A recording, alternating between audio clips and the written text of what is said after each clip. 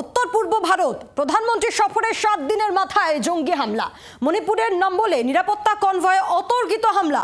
মণিপুরে মৃত অসম রাইফেলসের 2 জওয়ান, নিহতদের মধ্যে শহীদ অসম রাইফেলসের আধিকারিক। অসম রাইফেলসের ওপর জঙ্গি হামলায় আহত আরও 5 জন। ফের উত্তপ্ত উত্তর পূর্ব ভারত। কথা বলবো, পিয়ালি মেট্রো রয়েছেন টেলিফোনের প্রতিনিধি। পিয়ালি, প্রধানমন্ত্রীর সফরে 7 দিনের মাথায় জঙ্গি হামলা। একেবারেই দেখো, এবং এখনো পর্যন্ত কোনো জঙ্গি সংগঠন তারা কিন্তু এই ঘটনার দায়ভার গ্রহণ করেনি।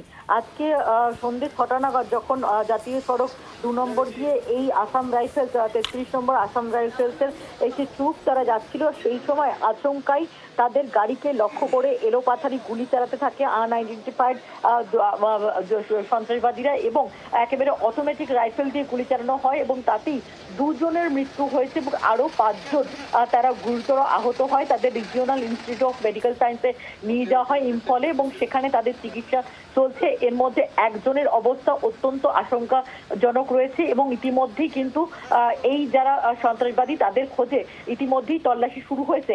এবং যেটা গুরুত্বপূর্ণ সেটা হচ্ছে যে জায়গাটাতে এই ঘটনা ঘটে, তুমি জানো যে এই মণিপুরে যে আফসা জারি রয়েছে তার মধ্যে বিষ্ণুপুরের এই জায়গাটা, অর্থাৎ 5টা জেলার যে 13টা পুলিশ স্টেশন এলাকাতে আফসা নেই, তার মধ্যে কিন্তু এই বিষ্ণুপুরের এই নাম্বল সাবাই এলাকাটা পড়ছে। সেখানেই কিন্তু আজকে জঙ্গিরা টার্গেট করে এই ট্রুপটাকে এবং সেখানে তারা এলোপাতারি গুলি চালায় এবং সেই অ্যাম্বুশেই 2 জনের কিন্তু মৃত্যু হয়েছে। অর্থাৎ প্রধানমন্ত্রীর ভিজিটের একেবারে 1 সপ্তাহের মধ্যেই ফের উত্তপ্ত এবং জঙ্গি হানাতে 2 জন আসাম রাইফেলসের 2 জনের মৃত্যু হয়েছে এবং 5 জনের অবস্থা, তাদের অবস্থাও যথেষ্ট সংকটজনক। এবং এই জায়গা থেকেই কিছুদিন আগে প্রধানমন্ত্রীর যে সভা ছিল, প্রধানমন্ত্রীর এই রাস্তা দিয়ে কিন্তু কনভয় বা সমস্ত কিছু ভিআইপিদের মুভমেন্ট সেটা হয়েছে। ফলে খুব গুরুত্বপূর্ণ সেই সফরের পরপরই এইরকম একটি জঙ্গি হামলায় ফের উত্তপ্ত হয়ে উঠেছে মণিপুর।